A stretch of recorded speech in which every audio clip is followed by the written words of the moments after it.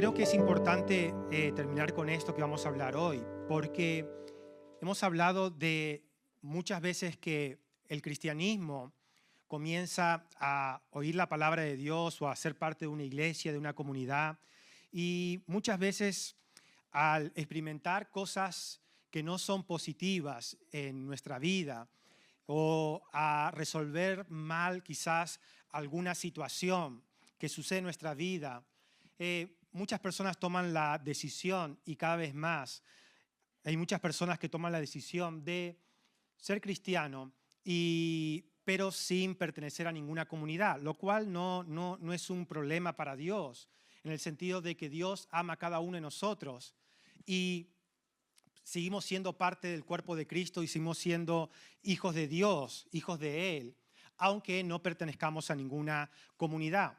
Entonces, ¿necesito una comunidad para ser cristiano? La respuesta es, obviamente, no. No necesitamos una comunidad para ser cristianos. Pero la Biblia nos muestra claramente que a través de la comunidad es como realmente podemos expresar en nuestra vida el cristianismo.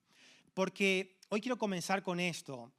¿Qué representa o qué es el cristianismo realmente en nuestra vida?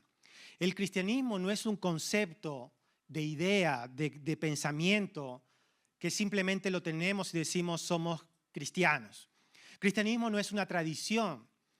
Muchas veces podemos ver y pensar que somos cristianos porque culturalmente nacimos en países cristianos y obviamente somos cristianos. Cristianismo no es algo que las personas heredan como una etiqueta, decir mi papá, mi mamá eran cristianos y por consecuencia yo también soy cristiano. Soy cristiano porque nací en un hogar cristiano. Soy cristiano porque nací en un país cristiano. Si hubiese nacido en un país musulmán, probablemente sería musulmán. Soy cristiano porque me bautizaron de pequeño, dicen los católicos, cuando era niño. Por eso soy cristiano. Pero el Evangelio nos muestra claramente a través de Mateo, Marcos, Lucas, Juan, le animo a que lo lea en su casa, nos muestra claramente a través de las palabras de Jesús, de los hechos de Jesús, que el cristianismo no es una etiqueta, que el cristianismo no es una herencia que usted coge de padres a hijos, que el cristianismo no es un concepto de decir yo no soy musulmán, soy cristiano y pertenezco a una religión cristiana. No, el cristianismo no es eso. El cristianismo nunca llamó a simplemente etiquetar personas, a identificarlas culturalmente con Jesús. El cristianismo es simplemente esto: tener una relación personal con Jesús y seguir las pisadas que Él nos dejó aquí en la tierra. Eso es el cristianismo. Cristianismo es relacionarme no con personas, sino con Jesús. Cristianismo no es simplemente leer la Biblia, orar. Cristianismo es seguir los mandamientos, los consejos que Jesús nos dejó, los principios que Él nos dejó, y seguir esas pisadas. Muchas veces no comprendemos eso y hacemos del cristianismo una tradición. Y la tradición siempre lo que hace en el ser humano es que no produce cambios tangibles, reales en nuestra vida. Porque cuando Jesús llega a escena de una persona, cuando Jesús se presentó en las comunidades donde Él caminaba durante 3 años y medio de su ministerio, lo que sucedía es que las personas que decidían darle tiempo y oír sus palabras, Jesús cambiaba y transformaba personas. Jesús no solamente sanaba, Jesús no solamente alimentaba con panes y peces, Jesús no solamente daba vista a los ciegos, sino Jesús daba vida y vida eterna, es lo que dice la palabra de Dios. Y eso es lo que Jesús hizo en su ministerio durante 3 años y medio. ¿Y sabe lo que Jesús sigue haciendo hoy? Jesús todavía sigue transformando las vidas de las personas. El mundo y la sociedad en la que hoy vivimos no necesita más trabajo. Es mentira eso. Pastor, pero viene una crisis laboral y necesitamos más trabajo. Bueno, quizás usted y yo en nuestro tiempo presente necesitamos trabajo, ¿sí o no? Necesitamos trabajo. necesitamos suplir las cosas que vienen. Ahora viene Semana Santa dentro de unas semanas y la gente necesita dinero para sus vacaciones, para ir a un apartamento en la playa o para ir a la casa de verano y estar allí esos 10 días que le da la empresa o 5 días o los 4 días festivos que hay de Semana Santa y disfrutar. Después llegará agosto y la gente querrá dinero para sus vacaciones, ¿verdad? Y lo que pensamos todo el tiempo es que lo que el mundo necesita son las cosas que van surgiendo en el día a día. Y Jesús dijo, no es esto lo que yo vine a traer, no es esto lo que el mundo necesita. El mundo necesita dinero, porque si hoy se le suple el dinero, mañana necesitará más dinero. Jesús vino a traer a la gente algo mucho más importante que la pesca milagrosa o el alimentar a 5,000 personas con pocos trozos de comida. ¿Sabe qué sucedió con aquellas personas que vieron a Jesús multiplicar los panes y los peces? Comieron, se saciaron y sobró, dice la Biblia. Pero ¿qué sucedió al día siguiente? ¿Qué sucedió al día siguiente? Volvieron a tener hambre. Y Jesús ya no estaba allí para volver a transformar un poco de alimento en abundancia. ¿Qué sucedió con el amigo de Jesús, Lázaro, que fue resucitado al tercer día, cuarto día o un poco más de días? ¿Qué sucedió con él? ¿Qué sucedió? Un gran milagro, resucitó. Pero ¿sabe lo que sucedió con Lázaro? Volvió a morir. Pastor, yo no leí eso en la Biblia. ¿Cuándo? ¿Cuándo fue? Bueno, cuando llegó su momento, murió otra vez. Jesús no vino simplemente a solucionar nuestros problemas, porque hoy tenemos problemas, pero mañana tendremos otros problemas. Y la buena noticia es que Jesús tiene cuidado de nosotros, que Dios tiene cuidado de nosotros. La Biblia dice que no nos preocupemos por las cosas del mañana, porque cada día trae su propia preocupación. Pero Dios sabe qué necesitamos y Él sabe cómo cuidar de nosotros. El punto es que el cristianismo es un paso más allá de eso. Resolvamos el problema de nuestras necesidades. Resolvamos el problema de lo que yo quiero hoy. Podemos ser capaces de no expresar nuestra vida cristiana solamente en lo que a mí me apetece hoy. Mire, yo tengo una hija de 14 años que le cuesta mucho pensar en algo distinto que no sea ella. Pastor, no hable así de su hija. Bueno, su hijo también será igual si tiene 14 años. Y si tiene 10 años y 8 años y no le pone freno, no le pone un tate quieto ahí, ¿verdad? Ellos lloran porque tienen hambre. Ellos preguntan, ¿ya está la comida? No se preocuparon si papá y mamá están cansados, ocupados o haciendo 1000 cosas. ¿Qué vamos a hacer? A mí no me apetece. Yo quiero hacer aquello, yo quiero aquello otro. Y ellos viven así, tratando de satisfacer sus necesidades todo el tiempo sin pensar en nada más de lo que ellos necesitan. Bueno, mi pregunta es, ¿cuántos cristianos viven así su vida cristiana? ¿Sabe? Yo tengo problemas como usted. Yo tengo situaciones como usted. Yo tengo que enfrentar cosas como usted. Tengo pagos que hacer como usted tiene que hacer. Tengo que lidiar con mi matrimonio como usted tiene que lidiar con su matrimonio si está casado. Tengo que lidiar con mis hijos y mis hijas como usted tiene que lidiar con sus hijos o hijas si tiene hijos. Tiene que lidiar con usted mismo si usted está vivo o usted siempre está bien. Si siempre está bien hay que estudiarlo porque es un caso raro usted. Es un caso raro. Hay veces que usted no se aguanta ni a usted mismo, ¿verdad? Y usted tiene que lidiar con eso. ¿Con qué? Con usted. Y tiene que lidiar y calmarse, ¿verdad? Y centrarse otra vez. O dar rienda suelta a sus emociones y tratar mal a la gente y bueno, todo lo que hacemos cuando nos encontramos mal, ¿verdad? Pero cristianismo es verdadera transformación. Cuando Jesús aparece en tu vida, algo comienza a cambiar. Algo comienza a cambiar. Y ahí es donde debemos apuntar. Ahí es donde debemos entender que el cristianismo trabaja de esa forma. Jesús trabaja de esa forma. Él no soluciona nuestros problemas. Él construye nuestra vida. que es muy diferente. Él no soluciona tu problema de trabajo, Él construye tu vida aquí en la tierra.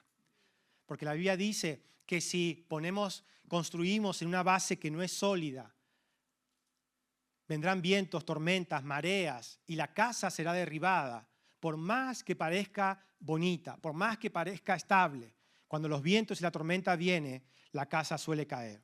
Yo quiero darle un ejemplo para que usted entienda bien lo que le estoy diciendo. Hay algo que todos hemos usado esta mañana. No soy adivino, pero le veo el rostro y me he dado cuenta que sí ha hecho uso de ese utensilio que yo imagino cómo harían cuando no lo tenían, ¿verdad?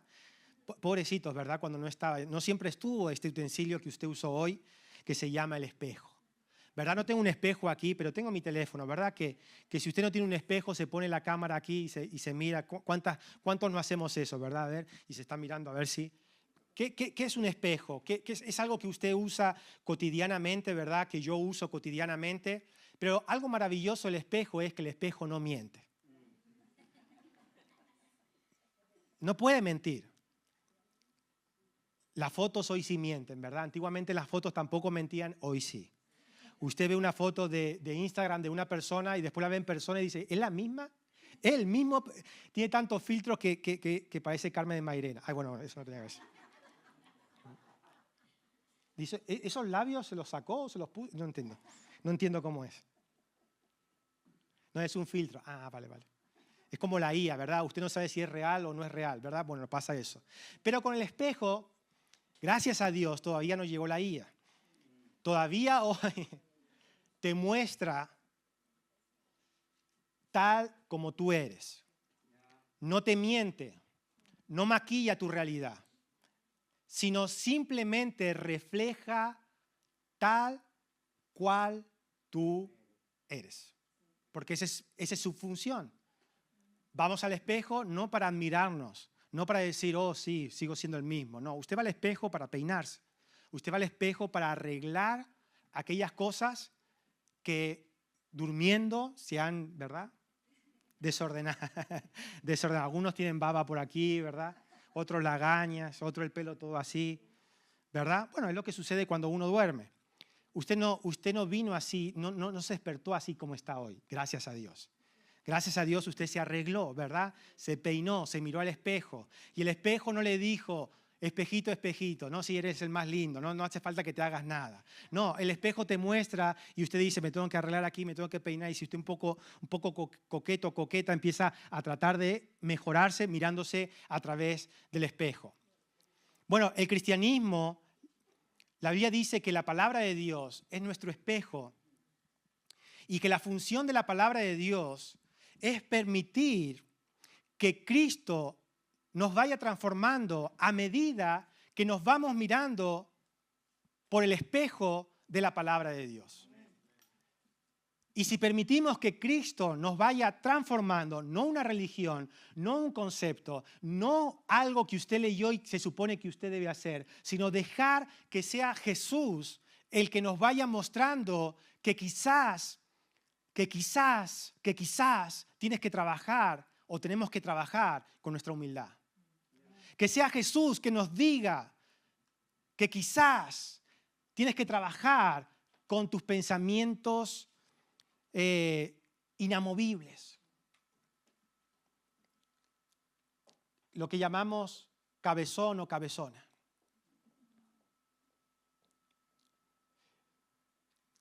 Y dejar que Cristo vaya moldeando nuestro carácter, nuestra vida, nuestras imperfecciones, en lugar de tener un cristianismo como la canción, yo soy así, así seguiré y así moriré. ¿Verdad? Y a veces vamos delante de Dios y de Jesús de esa forma, yo soy así y así seguiré. Y hay un eslogan que se hizo famoso en las iglesias desde el 2010 hacia adelante, y es esta: Dios te ama tal cual tú eres. Lo ha escuchado, ¿verdad? Lo hemos dicho, lo hemos predicado incluso, lo decimos. Y hay gente, si usted escucha, hay gente que dice, ese eslogan no es verdad. Otro dice, no, ese eslogan sí, porque Dios ama. Pero lo maravilloso de Jesús es que Él no se asusta de mis imperfecciones o tus imperfecciones. Él no se escandaliza como un papá o una mamá se escandalizan cuando ven realmente dónde están metidos sus hijos o en qué camino están sus hijos. Por eso los hijos dicen que no se entere mi padre o mi madre, porque si no se van a escandalizar de esto. Pero Jesús, Dios, el que reflejaba el vídeo que vimos, no se escandaliza. Él te conoce, Él te ve, Él te ha visto, Él te entiende. Él sabe por lo que tú estás pasando. Él sabe cuál es la raíz de lo que lleva nuestros comportamientos y nuestras imperfecciones. Pero lo maravilloso de todo esto es que Él no se queda ahí observando y mirando. Él sabe cómo transformar nuestra vida. Él sabe cómo hacerlo. Yo le puedo decir a usted o usted me puede decir a mí 10,000 veces lo que la Biblia dice y nunca vivirlo. Porque no funciona de esa forma. No funciona simplemente, bueno, la Biblia dice esto y ahora se supone que debo hacer esto que la Biblia dice. No funciona así. La Biblia no es un diccionario para entender lo que debemos hacer en la Biblia, en la vida, perdón. La Biblia no es un diccionario. La Biblia es la palabra de Dios. Y si podemos acceder a Él con un corazón humilde, Dios sabe cómo hablarte. Cuando Jesús te habla, yo te puedo hablar 1000 palabras y nada suceder, pero cuando Jesús te habla y usted le escucha y usted le atiende, Él va a transformar su vida. Él sabe cómo hacerlo. Mire, le cuento, yo me casé muy temprano. Ayer justo hablábamos de eso en familia. Y yo me casé muy temprano y si hoy me tuviera que casar de vuelta no me casaría tan temprano. Pero no digo porque casarse temprano esté mal. Simplemente porque era tan inmaduro y todavía soy inmaduro. Mi mujer me lo dice, es muy inmaduro todavía. A tal punto que obviamente mi matrimonio no funcionaba. Era imposible que funcionara. Dice, pastor, ¿cómo puede ser que su matrimonio no funcione? Porque yo también soy ser humano, ¿verdad? Y cuando estuve al punto del divorcio, donde ya no podía más, donde ya no quería soportar más esa situación de mi vida, cuando uno ya se rinde, ¿verdad? Cuando uno dice, mire, ya hasta aquí me rendí. Y cuando uno se rinde, porque intentó 1000 cosas y nada funciona, y el enemigo número 1 lo tiene enfrente y duerme con usted, entonces es un problema. Entonces, yo me acuerdo estar ahí hundido, rendido, y buscar ayuda, en el sentido de decir, Señor, no puedo cambiar, no puedo, lo he intentado y no puedo. ¿Cómo va a funcionar esto? ¿Cómo va a funcionar? Y es asombroso como cuando Jesús comienza a hablarte, de repente usted ve lo que antes no veía. De repente usted empieza a ver cosas que antes era incapaz de comprender, por más que se lo hubiesen dicho 10,000 veces. Pero lo ve tan claro, lo ve tan claro, que no hay otra opción que caminar sobre ese camino que ahora usted ve. Y eso es lo que me pasó. De repente empecé a buscar de Dios y comencé a experimentar, no mensajes. Mire, yo he escuchado cientos de mensajes de familia, matrimonio, los había escuchado porque nací en la iglesia. Y en algún momento se habló de eso y se habla de eso y uno lo escucha y lo escucha, pero después no es capaz de aplicarlo y funcionar en su vida. Pero cuando Jesús te habla, no cuando yo te hablo, no cuando un predicador te habla, no cuando un predicador de YouTube te habla, cuando Jesús te habla. Cuando Jesús te habla, usted puede ver y entender lo que antes no veía y se vuelve fácil lo que antes era difícil para usted. Y yo ahora me río y converso con mi mujer y yo digo, ¿cuánta paciencia me tuviste en el pasado? Porque veo dónde estaba, vi todos mis errores, vi el proceso donde quería yo que ella cambiara. Ella era mi problema, ella era mi situación. Hasta que después me di cuenta que comenzaba todo a mejorar o a cambiar cuando yo comenzaba a crecer. Y mi matrimonio cambió tanto, que es, a veces lo observamos con mi mujer y pensamos que es un milagro. ¿Sabe? Como cuando un ciego ve de esa forma. Un milagro. Un milagro que Jesús hizo en mi vida y en mi matrimonio. ¿Cuántos, hablamos de familia hace tiempo atrás, cuántas familias fracasan? Porque la sociedad está preparada para que eso suceda, ¿verdad? Dijimos que la estadística mundial es 1 de cada 2 matrimonios se separan. Es normal eso. Es normal eso. Lo que antes, hace 60 años, no sucedía, hoy sucede. Y no hay nadie aquí, incluido yo, que estemos exentos de esa estadística. Porque estamos aquí, nos tocó vivir en esta era, en este momento.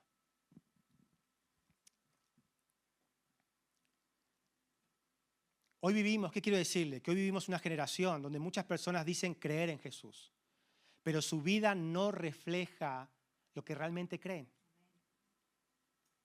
Y si usted cree, refleje aquello que cree. No sea como Groucho Marx, que dijo, yo tengo valores, pero si no te gusta, los cambio.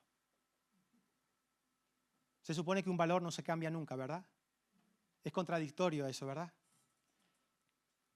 No, Dios quiere que usted no simplemente tenga una etiqueta de cristiano. Dios quiere que aprendamos a dejar que Jesús refleje en nosotros su vida. No hay perfección, no va a suceder. Pero debemos salir del punto de yo soy cristiano porque nací en un país cristiano. Yo soy cristiano porque mi familia es cristiana. Yo soy cristiano porque me gusta la idea de los cristianos. ¿Sabe? Hay algo que se llama la falacia genética y es lo que usan los ateos para contradecir a los cristianos. Por eso, si usted va a tratar de evangelizar a un ateo, espero que esté preparado para hablar con un ateo. Porque un ateo convencido tiene herramientas para derribarlo a usted y a mí. Entonces, hay algo que los ateos usan que es la falacia genética. Y es cuando usted le intenta predicar de que debe creer en Jesús. Entonces ellos te dicen, yo te hago una pregunta. ¿Tú por qué crees en Dios? Y en Jesús. Y usted dice, no, yo creo en Jesús porque creo en Jesús. Y él te va a decir, o crees en Jesús porque naciste en España, o casualidad, es país cristiano. Y estás, de alguna forma, ¿cómo? Influenciado a ser cristiano. Porque obviamente, si hubieses nacido en un país islámico, ¿qué seríamos? No seríamos cristianos.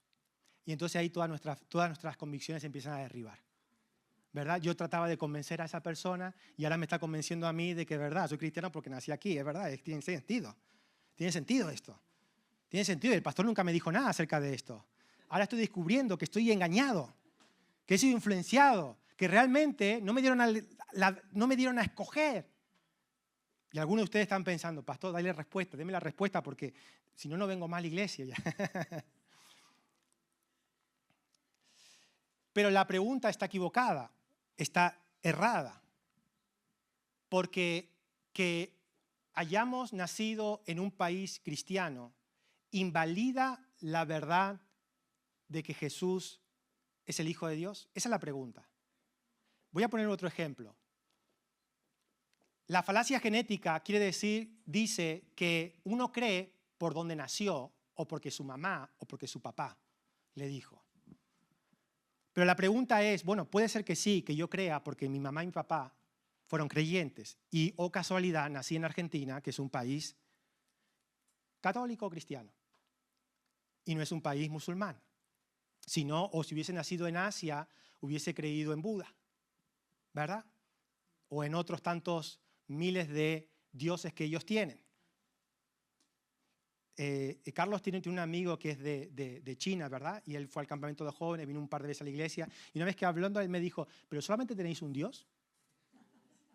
Como diciendo, es poco, ¿no? Nosotros tenemos muchos más.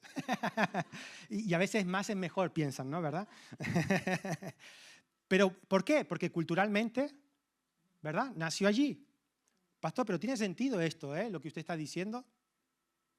Pero vamos a suponer esto, que usted nació en una familia de matemáticos, profesores de matemáticas, y le enseñaron, antes que el colegio, que 2 más 2, o una ecuación más difícil, pero vamos a poner 2 más 2, son 4.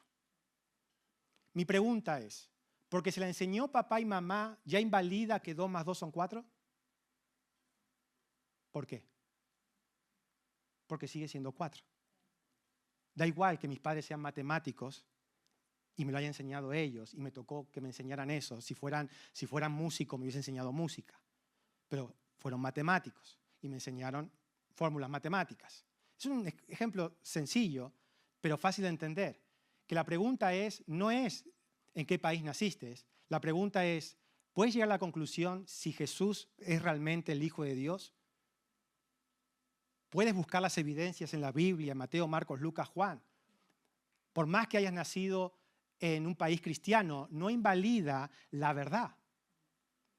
Le voy a dar otro ejemplo para que lo entienda. Todos sabemos hoy que el tabaco es malo. No, pecado, dijo alguien. No, pecado no, malo.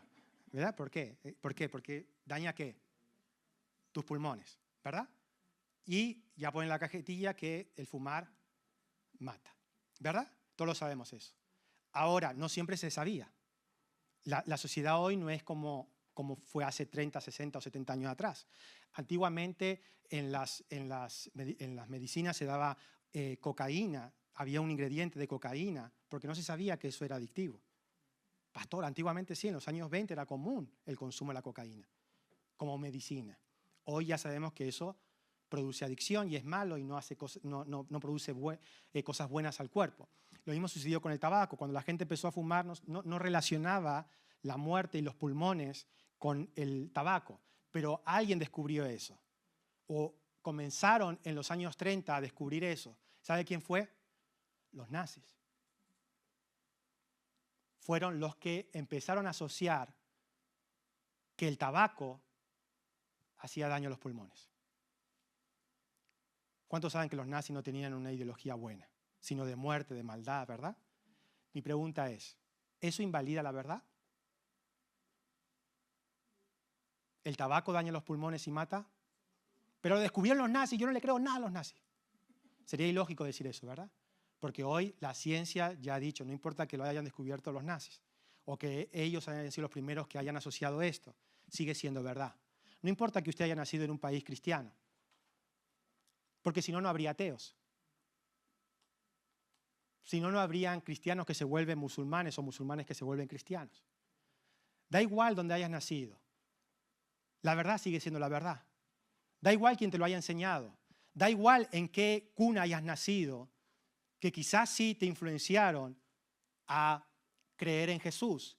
Pero al final, todos debemos descubrir si es verdad. Por eso no se hereda. Por eso no se transmite de DNI a DNI. DNI español, cristiano. Yo tengo en mi trabajo, hay dos personas que son de Marruecos y se están tramitando la nacionalidad. Cuando sean españolas, no serán cristianas. Porque un nuevo DNI no le da una nueva identidad religiosa. Entonces, ¿qué es realmente el cristianismo? No es una cultura, no es de un país, no es de alguien que te lo enseñó, no es de una tradición, no es una etiqueta, no es simplemente algo que usted dice, yo soy cristiano. ¿Sabe lo que es ser cristiano? Ser cristiano, cristianismo, es una nueva identidad que Dios te da. No una identidad que te da la iglesia. Yo en la iglesia donde mis padres iban, yo iba de pequeño. Yo me acuerdo que una iglesia muy pequeña. Y era una iglesia donde para ser miembro te daban el carnet de miembro. No eras miembro así como así.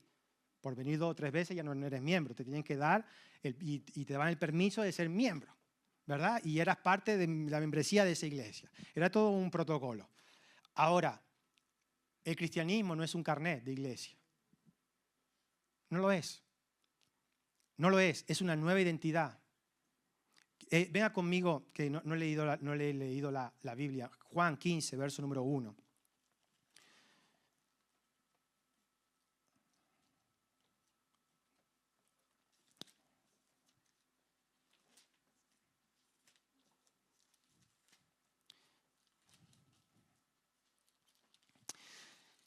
Si le interesa el tema de los ateos y el cristianismo, vea la película El caso de Cristo y esa película le ayudará a entender cómo el ateísmo refuta cosas que la ciencia no puede refutar y trata de engañar a las personas de la falta de evidencias que dicen que Jesús no pudo existir, cuando hay muchísimas evidencias científicas donde muestran que Jesús vivió en la tierra, estuvo y realmente resucitó al tercer día. Miren la película y si tiene curiosidad por esas cosas. Juan 15, verso número 1, dice así: yo soy, es Jesús hablando, yo soy la vid verdadera y mi Padre es el labrador.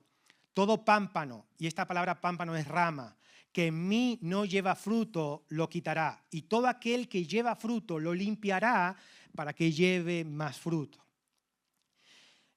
Ya vosotros estáis limpios por la palabra que os he hablado. Permaneced en mí y yo en vosotros. ¿Qué dice? Permaneced en mí y yo en vosotros. Esto es el cristianismo. Es permanecer en Jesús y Jesús en ti. No es tener una relación con un líder, no es tener una relación con un pastor, no es tener una relación con un grupo, es permanecer con Cristo. Y dice, y yo en vosotros, como el pámpano no puede llevar fruto por sí solo, o la rama no puede llevar fruto por sí mismo, sino permanece en la vid, así tampoco vosotros, si no permanecéis en mí. Ahora, cuando se usa Juan 15 y se habla de que Jesús es la vid y nosotros los pámpanos y debemos llevar fruto, siempre se habla de fruto en dos sentidos. El primer fruto que se habla son los resultados personales que uno tiene de bendición, de salud, de familia, de hijos, de esto, lo otro. Por eso la tradición dice, si no le va bien en un área, seguro que está haciendo algo mal y automáticamente critica, señala, condena. Y se enfoca solamente en los resultados. Yo en la iglesia que crecí, cuando alguien moría enfermo, decía, ¿y por qué murió? ¿Le faltó fe? ¿Qué hizo? ¿Qué pasó? No dejamos a la gente ni morir tranquila. Porque se supone que si está pegada a Jesús debe llevar fruto. Bueno, escuche, todos moriremos de algo. Se te parará el corazón, pasará algo, pero moriremos. Un fallo habrá en el cuerpo. No puede ser. Yo quiero ser como Elías, que Dios me lleve. Yo también quiero que Dios te lleve, pero no contesta mi oración. Es broma, es broma. La segunda cosa cuando hablamos de fruto, y se habla de fruto en este versículo, se habla, de comportamientos. Uno, resultados de tu vida, y otra es comportamientos. Cómo usted se comporta. ¿Qué hace? ¿Es íntegro? ¿No es íntegro? Vive ordenadamente, vive desordenadamente, cómo usted se comporta, cómo nos comportamos. Y obviamente que nos vaya bien en los resultados es algo bueno, que estemos experimentando la bendición de Dios es algo bueno. Obviamente vivir una vida ordenada es algo bueno, ¿verdad? Tener un orden en la vida es algo bueno. Pero el fruto que Jesús también habla aquí no es solamente algo que tenga que ver contigo. No es algo que tiene que ver con nosotros. ¿Por qué todo lo que la Biblia habla tiene que ver con nosotros? ¿Por qué? Bueno, se supone que tiene que ver conmigo. No, no tiene que ver todo contigo. Y cuando la Biblia habla de fruto, está hablando de lo importante que es entender a lo que Jesús vino aquí en la tierra. Jesús no vino a dejar una multinacional a Pedro de pescado. Su primer milagro fueron 2 barcas llenas de pescado. ¿Sí o no?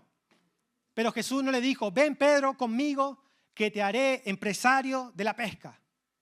No le dijo eso.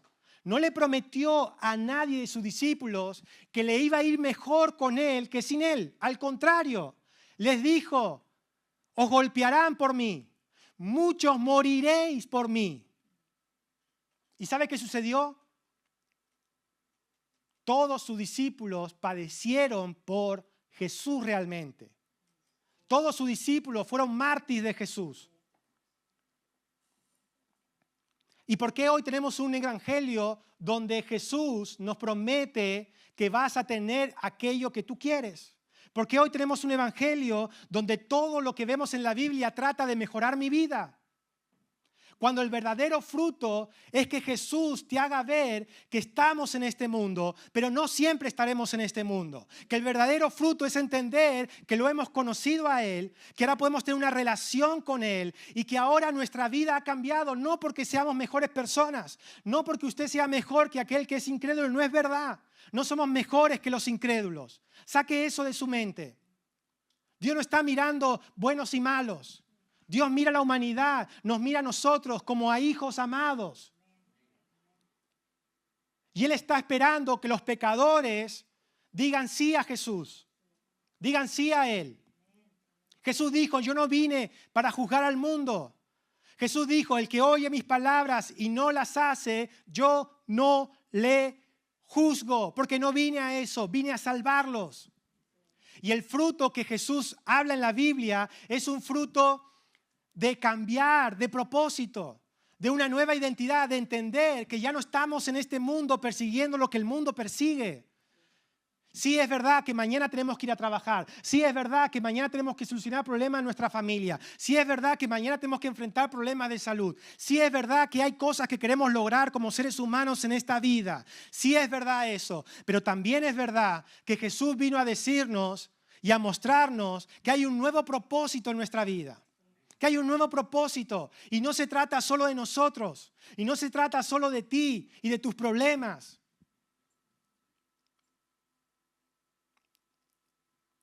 Se trata de entender que cuando Jesús aparece en nuestra escena, ya nos damos cuenta que lo que el mundo sigue, la fama, el dinero, el progreso, el éxito, son cosas que se quedan en este mundo.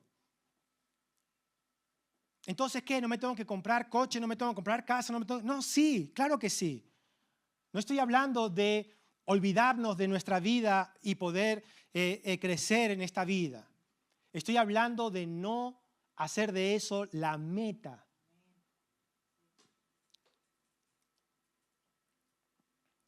Porque si yo le digo a usted, puedo ver el futuro, tu futuro, y te doy a elegir lo que te va a pasar. Por un lado, puedes escoger que te vaya bien en tu sueño, económicamente, en tus propiedades, en tus coches, en tu economía, tener dinero y nunca faltarte nada. Pero ser un infeliz familiarmente y vivir solo. O viceversa. ¿Verdad? Todos decimos no, porque somos buena gente, decimos no elegimos la familia, ¿verdad? Pero la realidad es que la gente escoge el dinero. La realidad es que la gente escoge el dinero, aún perdiendo salud, aún perdiendo vida, aún perdiendo muchas cosas.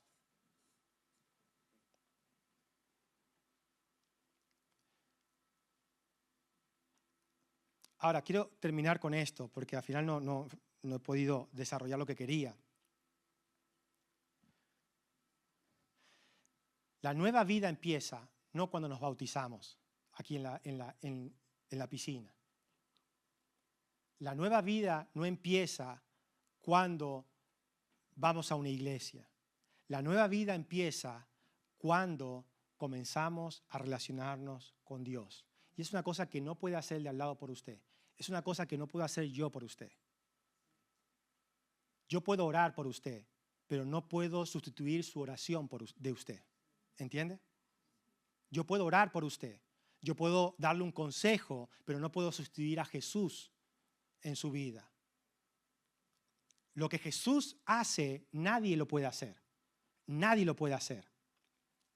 Si tuviéramos que resumir el cristianismo, lo resumiría en esto, en tres cosas. Cristianismo es relación con Jesús. Relación. No una religión, no reglas, no una relación fría, es conocer a Jesús, es conocerlo a Él. Cristianismo número 2 es permanecer en las palabras que Jesús nos habla. En otras palabras, Efesios dice parecernos cada vez más a Cristo. Ninguno de aquí somos perfectos, tenemos nuestro carácter, tenemos nuestras imperfecciones, ¿verdad? Tenemos nuestros asuntos. Pero cristianismo nos ayuda a volver al camino. La humildad no es algo que usted adquiere y siempre está con usted. yo siempre lo digo de esta forma. Todos aquí tenemos la opción de ser humildes, pero también tenemos la opción de ser orgullosos. Y la humildad no es algo que usted practica un día y siempre es humilde. Hay momentos en mi vida donde yo actúo orgullosamente con mi mujer, con mis hijos, en mi trabajo, con mis compañeros. Me pasa. No sé si a usted le pasa o no se dio cuenta que le pasa. Pero estoy seguro que alrededor suyo sí se dieron cuenta que le pasa. No, pastor, yo ese problema no lo tengo. Pero mi relación con Jesús me lleva al arrepentimiento. Me lleva a decir, me equivoqué. Cuando una persona tiene situaciones malas y uno en el trabajo está allí, ¿verdad? 8 horas o 10 horas, las horas que esté, normalmente los compañeros de trabajo se dan cuenta, como si está un tiempo con él, relacionándose, se dan cuenta. Y a mí me pasa que con mis compañeros cuando tomamos café y eso se dan cuenta, mi carácter siempre es muy alegre, siempre trato de sonreír, siempre trato de estar, no soy apagado, ¿verdad? Soy alegre. Pero cuando las cosas no están bien, pues no quiero ser alegre, no me nace ser alegre, no me nace aguantar qué cosas, y me noto que me molestan cosas que normalmente no me molestan. No sé si a usted le pasa eso, ¿verdad? Bueno, resulta que el otro día está en una situación así. Situaciones que uno se va llevando y van impactando en su carácter y en su comportamiento diario. Y entonces vienen mis compañeros y me dicen, hoy Matías no está fino. Y yo, no, sí, estoy fino, yo estoy bien. Hoy no está fino. Si tú estuvieras fino, no estás fino, se te nota fácil que no estás fino. ¿Verdad? Y entonces pasan situaciones en el trabajo y uno se comienza a decir, le molestan cosas, ¿verdad? Y uno tiene que volver al camino, ¿verdad? Porque los compañeros o tu entorno o tu familia no tiene culpa de lo que te está pasando a ti. Eso es lo que sucede con Jesús. No es que Él te lleva por la perfección, pero Él te lleva por el camino. Nosotros nos volvemos a desviar y Dios nos lleva a volver al camino para seguir sus pisadas. Nos volvemos a comportar como éramos antes y Dios, Jesús, mi relación con Él nos lleva otra vez al camino y le pedimos, ahí es donde nos viene el arrepentimiento. El arrepentimiento no es llorar y sentirse mal. El arrepentimiento no es eso. Satanás trabaja con esa emoción de sentirse mal. Arrepentimiento es entender que ese no es el camino. Que ese no es el camino que debo tomar. Ese no es quien Jesús me dijo que yo soy. Permanecer en Él, eso es el cristianismo. No ser perfecto, pero volver al camino. Pero volver al camino. A los jóvenes de la iglesia no le podemos decir que nunca digan una mala palabra. Yo no conozco a todos los jóvenes, no estoy todo el día con ellos, pero yo sé que hablan malas palabras, porque yo también fui joven. Pastor, se supone que un cristiano no debe decir malas palabras. Bueno, son jóvenes. Lo dicen los adultos, imagínense. Son jóvenes. Si son adolescentes, todo su entorno, su colegio, ¿cómo es? Y no son malas palabras suaves, son fuertes, ¿verdad? Y se tratan y se tratan de esa forma. Y hablan mal, en el instituto comienzan a hablar mal. Bueno, ¿qué le debemos decir a un niño, a un adolescente de una comunidad cristiana?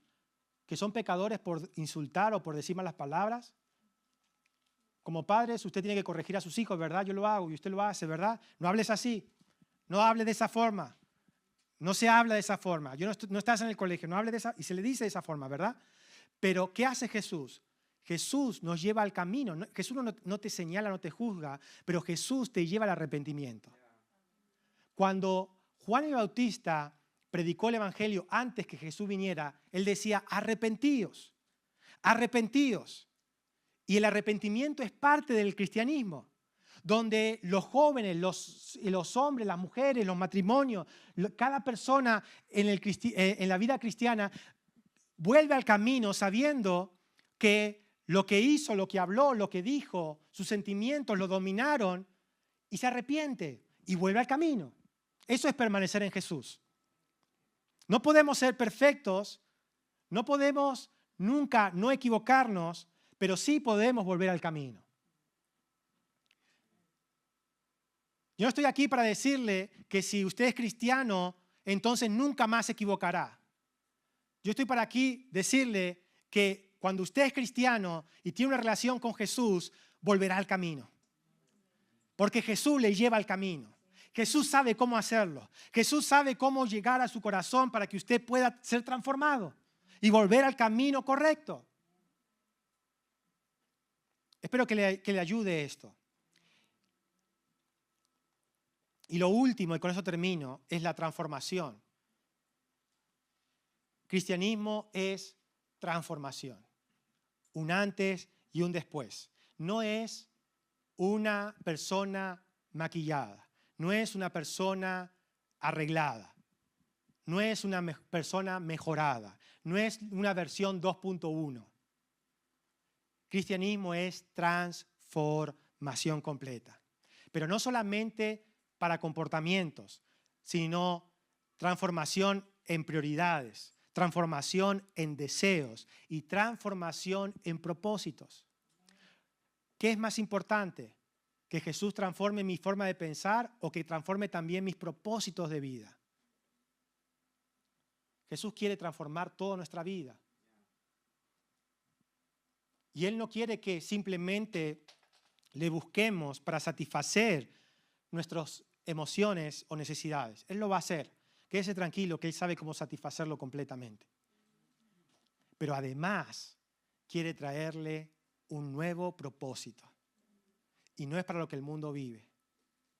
Es un nuevo propósito donde Dios toma lo que estaba caído, lo menospreciado, lo perdido, lo salva, lo limpia y lo usa. Eso es lo que hace Dios. Porque yo tengo algo que decirle, y con esto termino. Que si alguno de nosotros venimos delante de Dios rotos, Él nos restaura, y decimos amén a eso, ¿verdad? Algo roto, ¿verdad? Y Él nos restaura. Pero yo lo que quiero decirles es esto, que Dios no solamente restaura. Ah, no, pastor, pero Dios es restaurador. Sí, pero Dios restaura y usa. Porque ¿qué es mejor?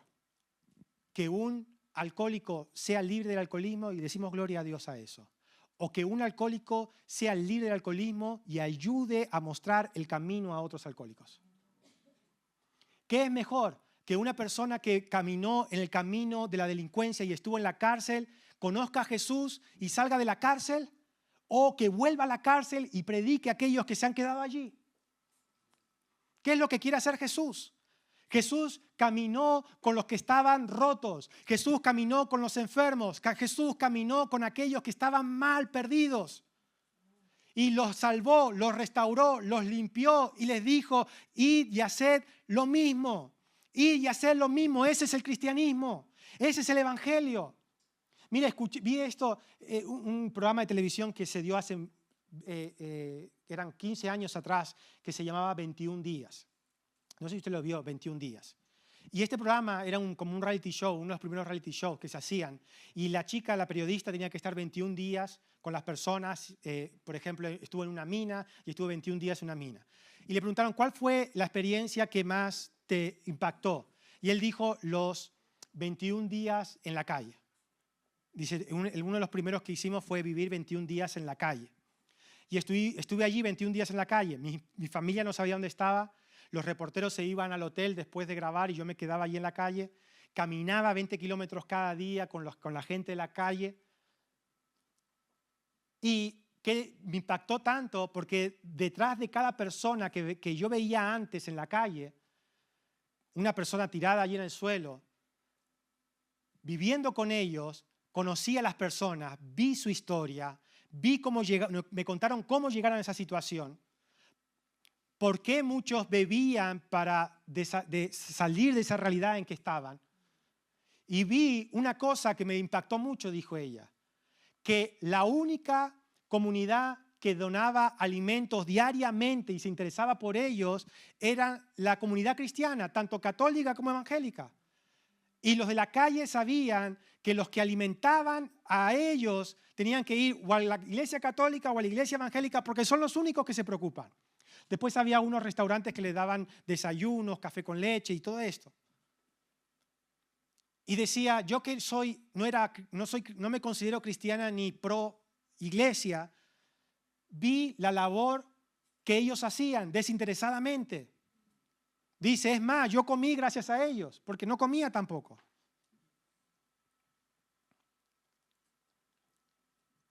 Ese es el cristianismo. Cristianismo es satisfacer una necesidad que usted tiene hoy, irse a su casa y volver el domingo. No, eso no es cristianismo. Eso es parte de lo que Jesús hace. Pero nos estamos perdiendo la parte más importante, donde tus dolores se van, donde tus preocupaciones se van, donde tus problemas se van. Es cuando empiezas a pensar en otras personas.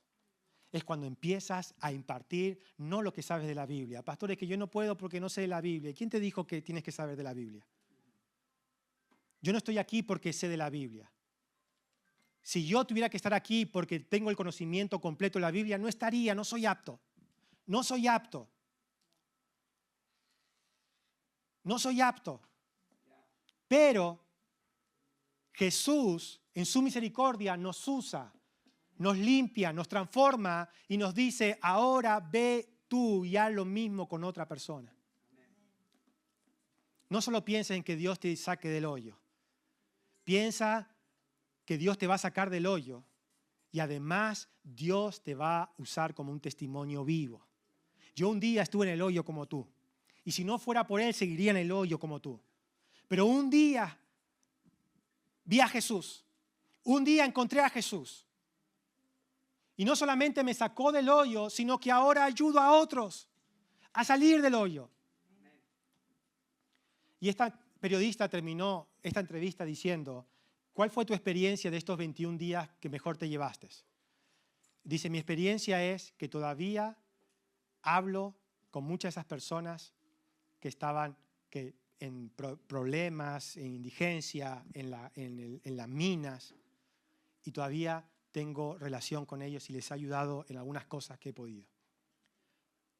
Y eso es lo más maravilloso.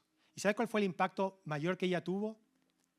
Que después de 21 días en la calle coincidió con Navidad.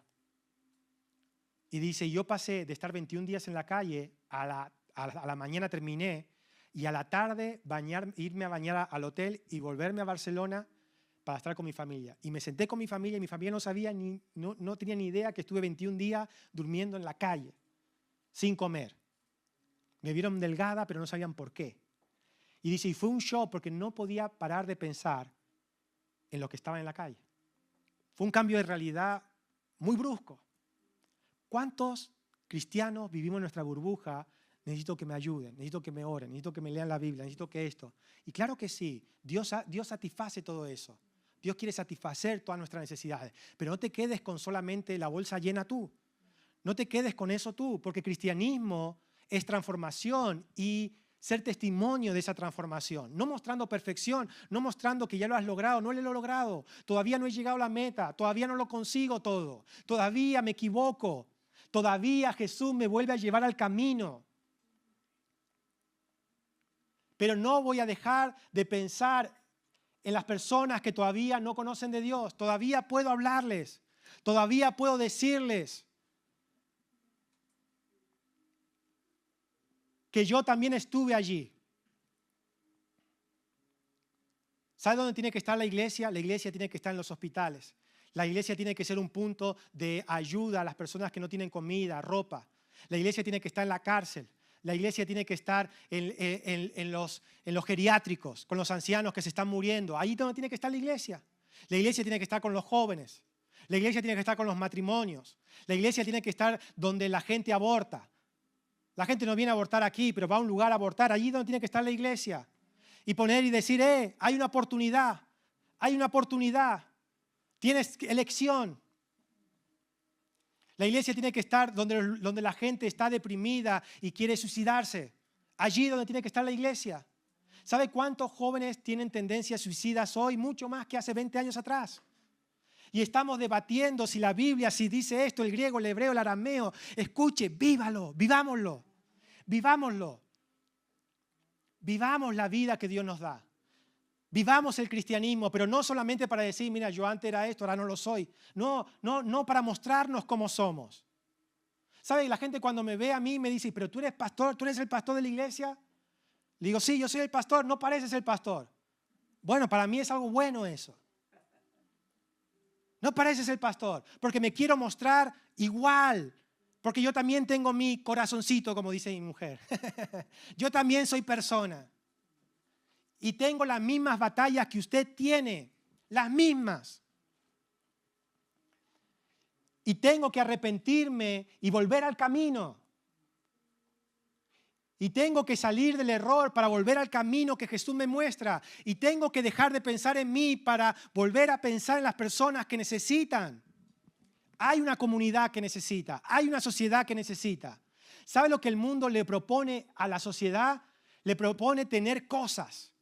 Vas a tener cosas. Si trabajas duro, tendrás una buena vida. Y no digo que no trabaje duro, no sea vago, por favor. Trabajemos duro, claro que sí. Pero la única propuesta que el mundo tiene, la política tiene y el deseo del mundo tiene es vivir en una clase mejor. En una clase mejor. En una sociedad mejor.